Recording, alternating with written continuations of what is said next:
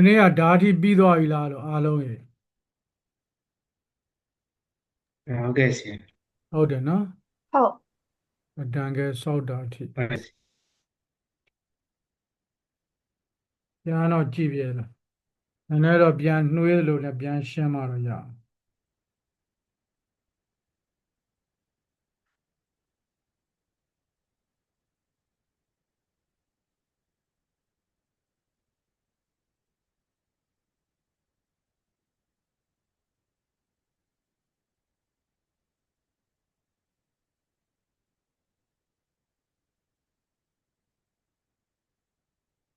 အဲ့တော့ပိုင်ဂိမ်းကိုဆရာတို့ import လုပ်ပါတယ်နော်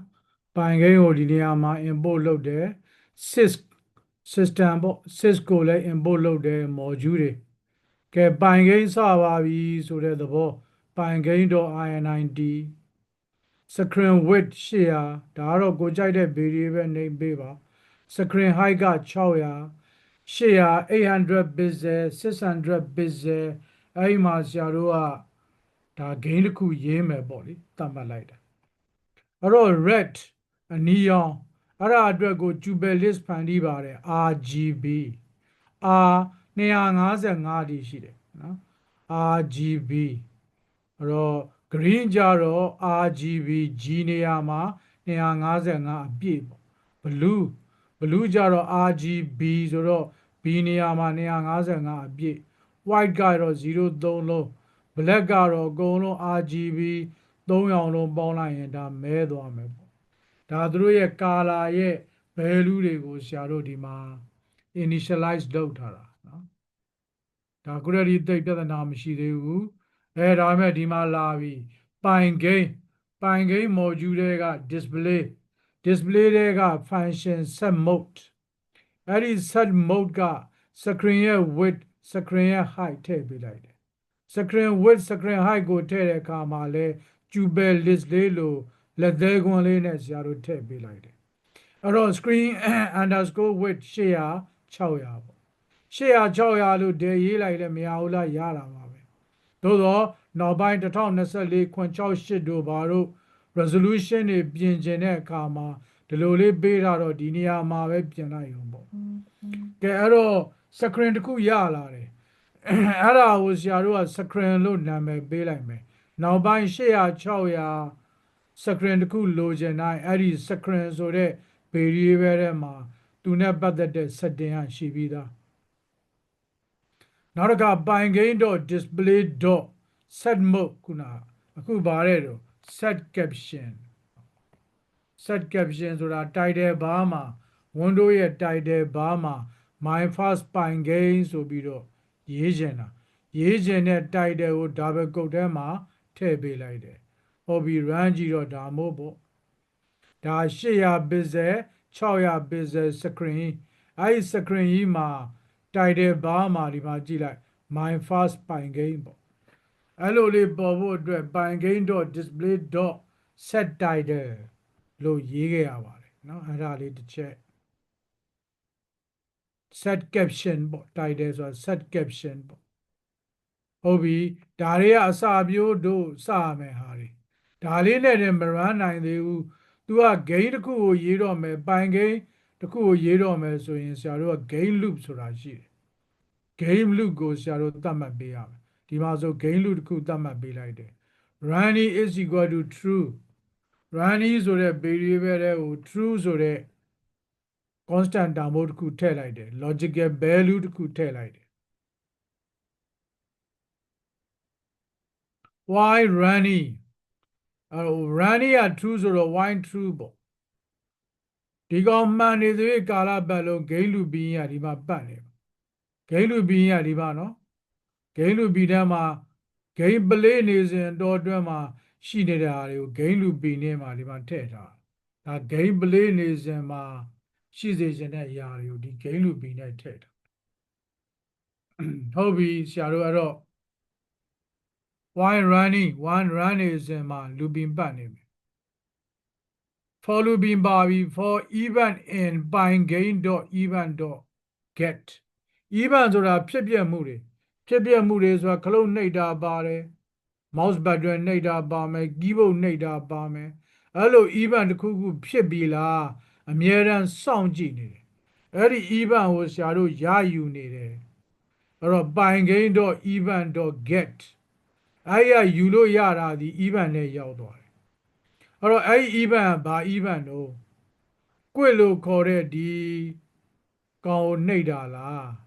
ဒီကောင်ကိုနှိပ်တာလားဒီ close button ကိုနှိပ်တာလား close button ကိုနှိပ်လိုက်တဲ့ event if event.type ဒါပဲ equal pine.quit pine module ကပိုင်ဆိုင်တဲ့ quit ပါတဲ့ close button ကိုနှိပ်လိုက်တာနဲ့ quit ဆိုတဲ့ constant တာမို့စသက်ဝင်လှုပ်ရှားပြီးအဲ event ရဲ့ type က quit ပဲ event.type သည် pine.quit ဖြစ်မဲ့ဆိုရင် running ကိုဘာလို့ပေးလိုက်လို့ false ပေးလိုက်ဒါဆိုရင်နောက်တစ်ပတ်ပြန်ပတ်တဲ့ချိန်မှာ running က false ဖြစ်ပြီး loopy နဲ့ကထွက်သွားမယ် loopy နဲ့ကထွက်ရင်ဒီနေရာရောက်လာမယ် pine.quit ဆိုပြီး gain နဲ့ကထွက်သွားနောက်တစ်ခါစနစ်ကလည်းထွက်သွားအောင်လုပ်ရသေးတယ်ဗျ sys.exit gain ကကြတော့ quit sys ကကြတော့ဗါတယ်တော့ exit ဒါကသိအလွတ်ထူးချက်စရာမလိုဘူး gain loopy ကဒီလိုဆိုရင်ဒီလိုလေးကိုကိုကခေါင်းနဲ့ထည့်ထားရုံ gain loopy ရေးပြီဆိုဒါပါရမယ်နောက်တစ်ခါ for နဲ့ဒီဟာလေးပါရမယ်ပြီးရင်ပြီးပြီ gain ရင်ပြင်ဘက်ထွက်ကလိုက်တော့အဲ့ဒီ gain ကို quit လုပ်မယ်ဒါပါမယ်နောက် system ထဲကနေထွက်လိုက်မယ် Windows စနစ်ကြီးကိုပိတ်လိုက်တယ်ဒါပဲဒါတွေကကြာနာတွေကဖြစ်ချင်တာတွေနောက်ထပ်ထပ်တိုးရေးတော့နော်ဒါတွေမပါလဲအလုပ်ဖြစ်တယ်ဆိုတာဒါဆိုရင်ကိုအလုပ်ဖြစ်ပြီကဲဒါဆိုရင်ကြက်ချေက Windows button close button နှိပ်လိုက်တာနဲ့အဲ့ဒီက get ဘာ event ရရှိလဲဆိုတော့ event နဲ့ရတဲ့ event ကိုတူလောင်ထားပြီးအဲ့ဒီ event ရဲ့ type ဒီ quit ကိုနှိပ်တဲ့ကောင်ဖြစ်တယ်ဆိုရင် running ကို false ပေးလိုက်တယ်ပြီးပြီဒါဆို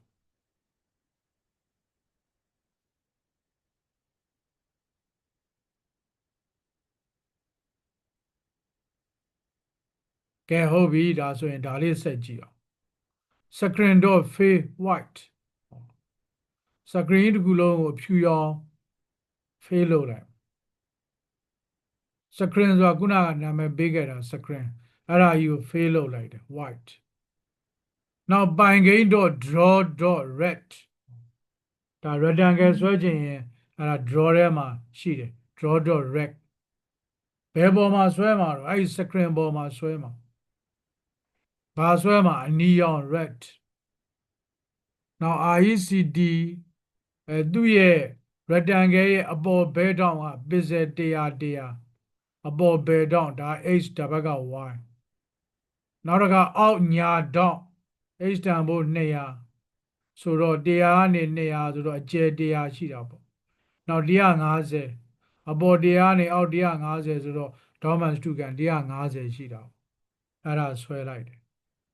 ဆွဲရုံနဲ့ပေါ်ပြီလားဆိုတော့မပေါ်သေးဘူးဗျအဲ့ဒီ pine.display မှာအဲ့ဒါကို flip လုပ်ပေးရတယ်ဒါမှသူကပေါ်လာတာ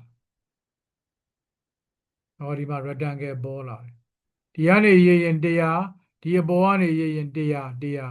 ဒီဘက်100ပေါင်းလိုက်တော့200ဒီဘက်မှာအောက်ဘက်ကို50စင်တော့150ကဲဒါ rectangle တစ်ခုဆရာတို့ကဆွဲတာအခုဆရာတို့ထပ်တိုးခြင်းတယ်နောက်ထပ် rectangle ဆွဲရုံနဲ့မကဘူးဘာဆွဲအောင်မလို့ဆိုတော့ circle ပါဆွဲမယ် circle ဆွဲတာလေးဆရာဒီမှာထပ်ရေးမယ်မင်းတို့လည်းပြီးရင်ထပ်ရေးအောင်ပါ pine.draw.circle circle circle တဲ့ဒီမှာလည်းတစ်ခါလေးပြပေးပါဘယ်မှာဆွဲမှာတော့ screen ပေါ်မှာဆွဲမှာပေါ့ကောမှာဟုတ်ပြီ screen ပေါ်မှာဆွဲမယ် screen ပေါ်မှာဆွဲပြီးတော့ color ကဘယ်လိုတော့ color ကတော့တို့အပြာရောင်နဲ့ပတ်သက်လို့ blue blue blue ဒါအဲ့မှာအမှန်တကယ်တော့2ဟာလာ RGB ဆိုတော့0.255.0လို့ရေးတယ်ရတယ်ဒါပေမဲ့ဟိုဘက်မှာအပေါ်မှာ blue လို့ပေးခဲ့ပြီးသားမလို့တခါလဲ blue လို့ခေါ်လိုက်တာပြီးရင်သူ့ရဲ့ center point အတွက် တို့ကျူဟာပေါ့ကျူပယ်လေးလာမယ်400 comma h 400 y 300ဒါသူရဲ့ center point ပေါ့ center point ပြီးလို့ရှိရင် comma ခံမယ်သူရဲ့ဘာလို့ဆရာတို့ radius က75လောက်ထားမယ်75 pixel သူကလည်း radius လို့ထောက်ထားပါတယ်ကဲဒါဆိုရင် circle ရဲ့ function ပြီးသွားပြီဗျနော်ကဲ play ကြည့်အောင် rectangle အောက်နည်းနည်းကြာမှာပေါ့ဟုတ်တယ်ဗျ400ဆိုတော့300ဆိုတော့85နဲ့အပြာရောင် circle လေးတစ်ခုဆွဲလိုက်တယ်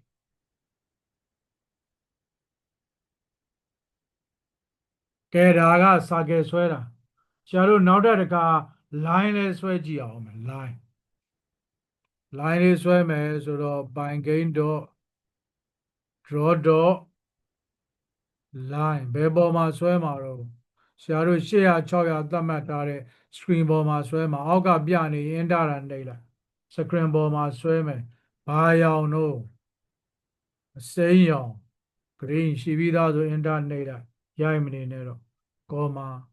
ဘယ်ကနေစမှာတော့ x coordinate 50 y က50အဲ့ရနေစမယ်ဒါ dual list တစ်ခု comma နောက်တဲ့ dual list တစ်ခုဆုံးမဲ့နေရာ950တိသွားမယ်ဒါတော့ကိုယ့်ကိုကိန်းမြင့်ချမှာပေါ့950တိသူ့ရဲ့ width ကဘယ်လောက်တော့ line width က5 pixel 5နဲ့ထည့်ချင်တယ်ဟုတ်ကဲဒါမို့လေးရေးလိုက်တယ်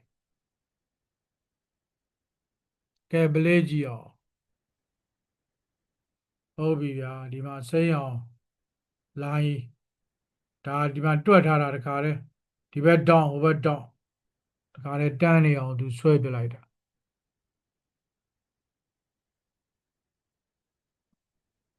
အဲ့ဒါပြီးကမှ Bangame.display.flip ဆိုတာထည့်လိုက်ပြီးပြီဆိုရင်အဲ့ while loop ရဲ့အပြင်ထွက်သွားပြီပဲနော်အဲ့ event တစ်ခုမရှိသေးပြီသူကတော့အဲ့မှာ looping ပတ်ပြီးငြိမ်းနေတယ် close button လည်းနှိပ်လိုက်ရော running က false ဖြစ်သွားတော့ကဲဒါဆိုရင်သားတို့လည်းဒီဟာလေး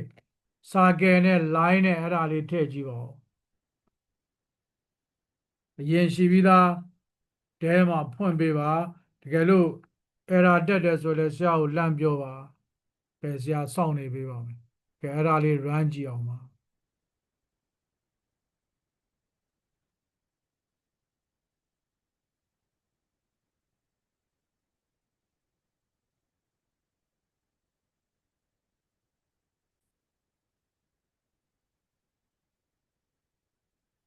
အဲ့တော့စာသားတွေကြတော့စာသားတစ်ခုရေးဖို့ဆိုရင် font အရေးကြီးတယ် font အတွက်ကိုကြိုတင်ပြင်ဆင်မှုလေးတွေလုပ်အောင်ပါပေါ့အဲ့တော့ဒီ Bangame.draw လို့တော့သူကမဟုတ်ဘူး font ကိုတနေရာမှာဆရာတို့ကျင်ညာခဲ့မှရမယ်ဒီမှာလို့ပေါ့ running မစခင်ဒီနေရာလေးမှာဆရာတို့ game looping မစခင်မှာဆရာတို့ font နဲ့ပတ်သက်လို့ပြောမယ်ဆိုတော့ Bangame မှာပဲ Bangame ကိုပဲဥတီရမှာပေါ့ Bangame တော့ဗါတဲ့တော့ font F ကအသေးနဲ့နော် Bangame တော့ font F ကအသေးနဲ့အဲ့ဒီထဲမှာF ကအကြီးနဲ့ function ရှိတယ် font enter တာနှိပ်လိုက်သူကပြတယ်ဟုတ်ပြီအဲ့မှာဂွန်းစားတယ်အဲ့မှာမှန်တယ်ကတော့ font နာမည်လာမယ် font နာမည်ကိုဆရာတို့ဘာမှမထည့်သေးပဲခဏထားလိုက်မယ် none ဒါမှန်တဲ့ font ရဲ့ name လာမှာနော်ကဲအဲ့ဒါပြီးတော့သူ့ရဲ့ font ရဲ့ size လာမယ် size 36ဒါကြောင့် name တို့ site တို့ကကိုကရိုက်စရာမလိုတွေ့လားသူကသူလေးတွေထည့်သွားတာဟုတ်ပြီအဲ့ဒါကို screen Bangame.display.set mode လို့ပဲသူကနေပြီးတော့ return ပြန်လာတဲ့တန်ဖိုးလေးတစ်ခုရှိလိမ့်မယ်အဲ့ဒါကိုဘယ်ထဲထည့်လိုက်လဲဆို font နဲ့ထည့်လိုက် F အသေးလေးတဲ့နန်းဆိုတော့ဘာနာမည်မှမပါဘူး ကဲဒါလေးလုပ်လိုက်မယ်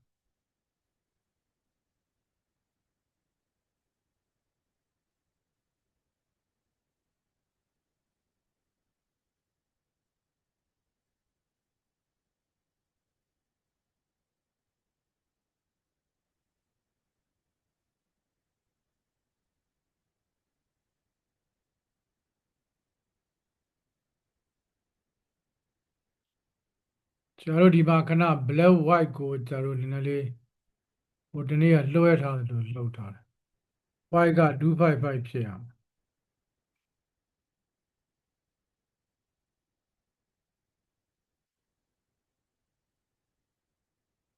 black ကတော့0တွေပေါ့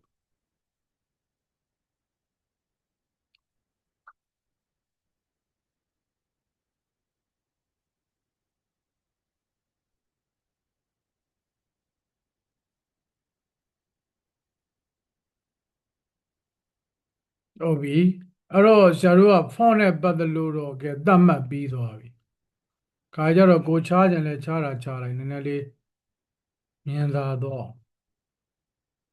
ဟုတ်ပြီအဲ့တော့အဲ့ဒီ font ကိုရိုးရိုးသတ်မှတ်လိုက်တာပဲရှိသေးတာတကယ်တမ်း screen ဖန်သားပြုံပေါ်မှာမပြောရသေးဘူးပေါ့နော်မပြောရသေးဘူးစာသားအဖြစ်နဲ့မပြောရသေးဘူးဆိုတော့အဲ့ဒါကိုခွဲပြီးတော့ပြောအောင်ဒီထဲမှာ screen.draw.line ဆွဲသလိုပဲဒီအောက်ဘက်မှာအောက်ဘက်မှာဆရာတို့က font.render အဲ့မှာဘာစာသားရေးမှာတော့ hello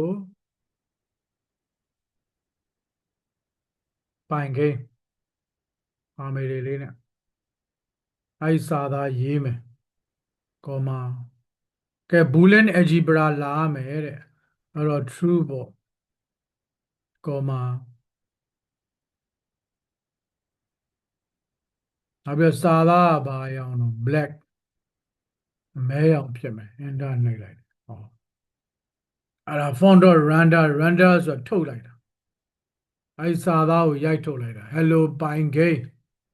true black အမဲရောင်အဲ့ရိုက်ထုတ်လိုက်မဲ့ဟာကိုဆရာတို့က assign တစ်ခုပေးလိုက် test ဆိုပြီး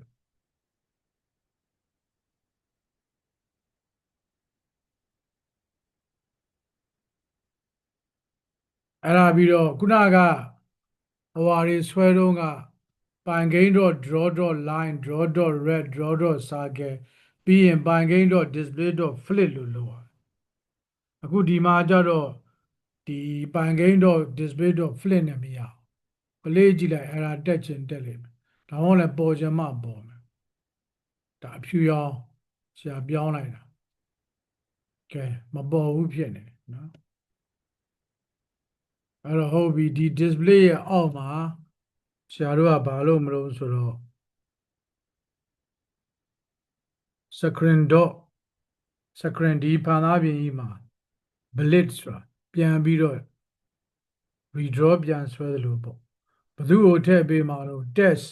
အဲ့ဒီ test တို့ပြောတဲ့စာသားကိုဘယ်နေရာထည့်ပေးမှာတော့ကျူပဲ300နဲ့ bind coordinate 400ကြားမှာထည့်ပေးလိုက် coordinate 300 400အပေါ်ထိတ်တောင်းကနေစပြီးဆရာတို့ထွက်လာလိမ့်မယ်ကဲ blade ကြည့်အောင်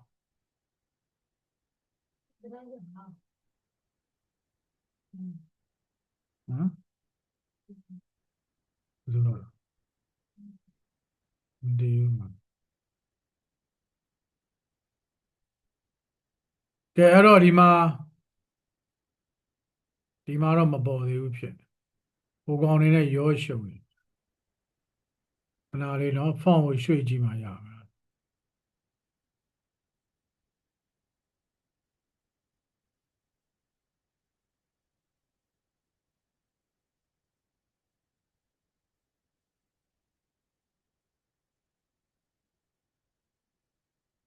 screen.blit blit test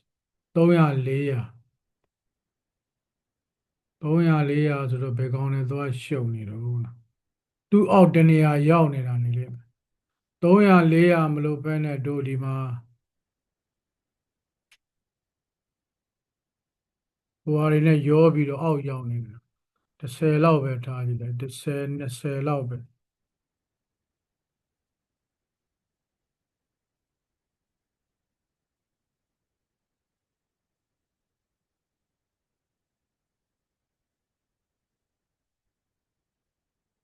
ဒါကကိုမရှိသေးပါဘူးခဏရောက်နားလေးတော့ပေါ့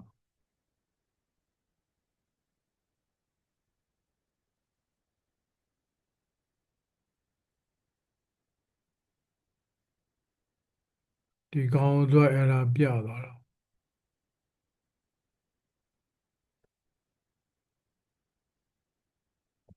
ဒါလေးကိုခဏ comment လေးထည့်လိုက်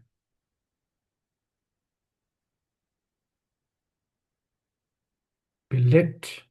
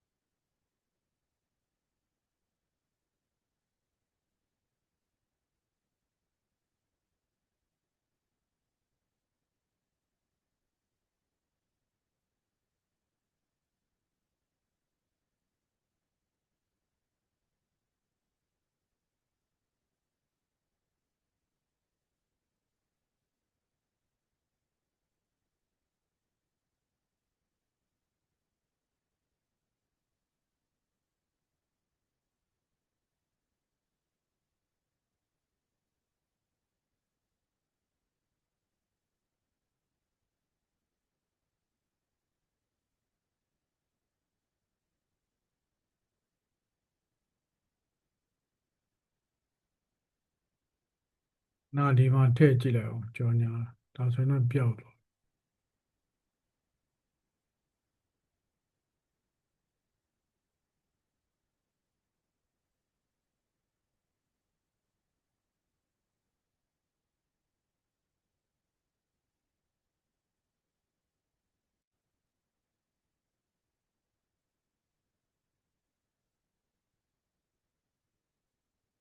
ဒါတော့ပေါ်တာတွေပြိုင်သုံးမရတာဖြစ်မယ်လား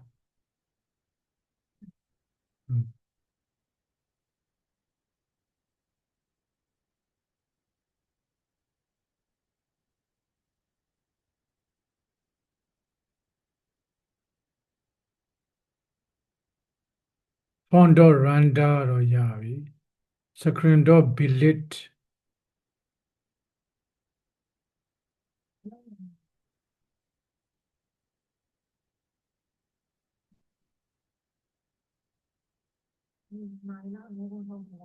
အဲ့နာလေးဘယ်လိုဖြစ်သွားတော့ချက်ကြည့်အောင်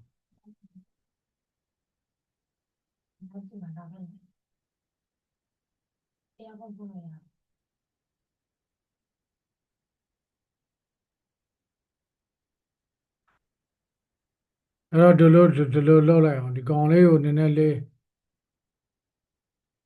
အသစ်ပြန်ရေးအောင်အသစ်ပြန်ရေးအောင်ဆိုတော့ဒီလိုလောက်ဒီအခုဒီကောင်ကြီးကိုဆရာတို့ copy ကူးလိုက်အောင်ခုရှိသမျှဟာကြီးပေါ့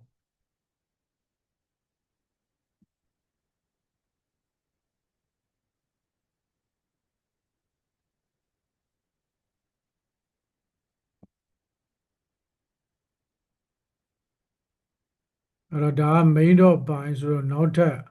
file သစ်တော့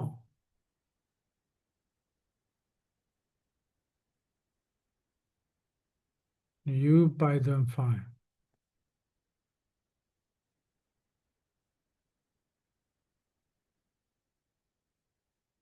ဒါ test လို့နာမည်ပေးလိုက်မယ်ဒီမှာထည့်လိုက်ပြီနာ copy ကူးထားတာတွေကိုဒီထဲ paste လိုက်ပြီဒါတွေကတော့ဒီတိုင်းထားမှာပါ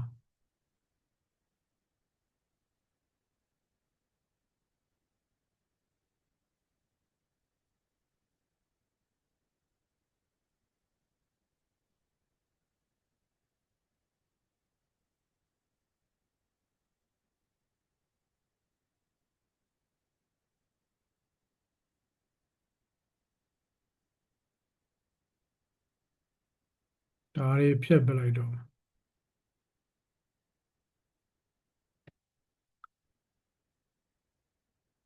ဒီ display.play ဆိုတာလည်းဖြတ်ပလိုက်တော့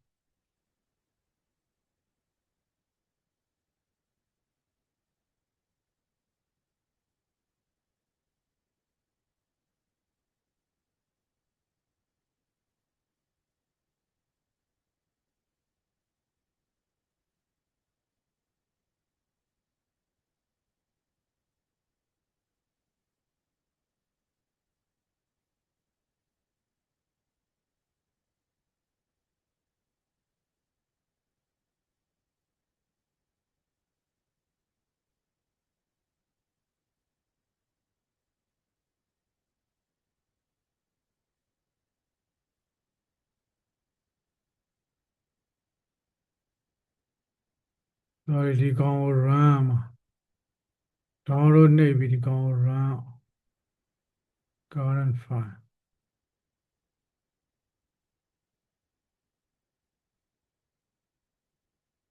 ဖေးက right အဲ့ဒီ right ကိုသူပြန်မလုပ်နိုင်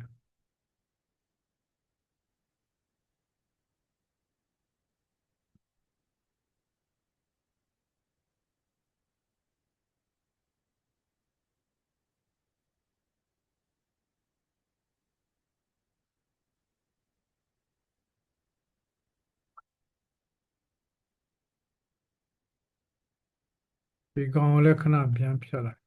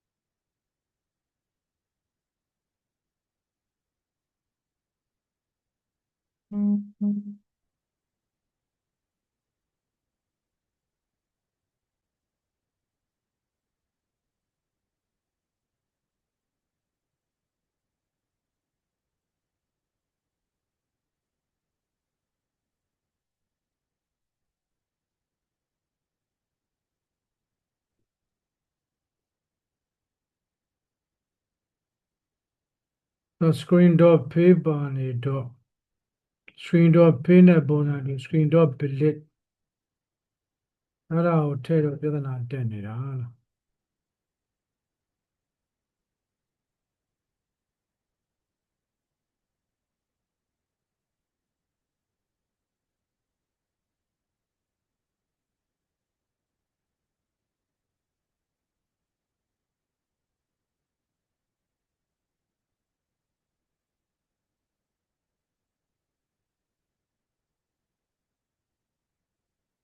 render လုပ်ပြီးအဲ့ဒီ desk က screen.billet လုပ်လိုက်ရင်ဘောကိုဘော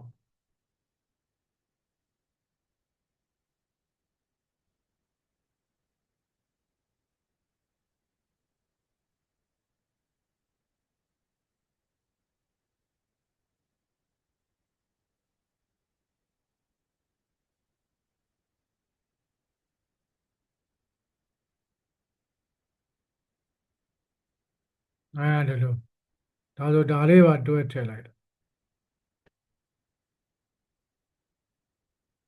ဒါဆို hello game 1020မှာ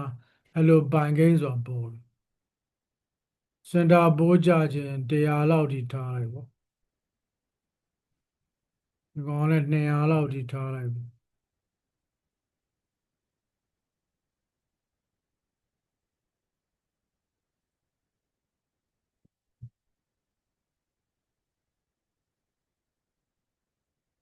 သူက screen ကို billet လုပ်ပြီးကမှပိုင် game ကို display.flip လုပ်အဲ့ဒါလေးပါ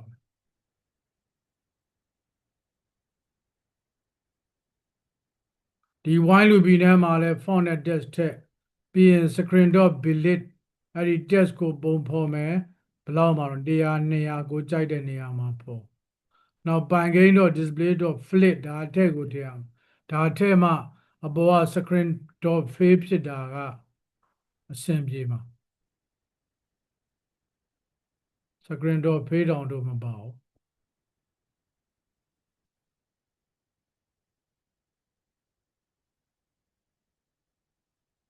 ကဲကျန်တာတွေအကုန်ဖြတ်မယ် အဲ့ နော် ဒါဆိုဖတ်လာ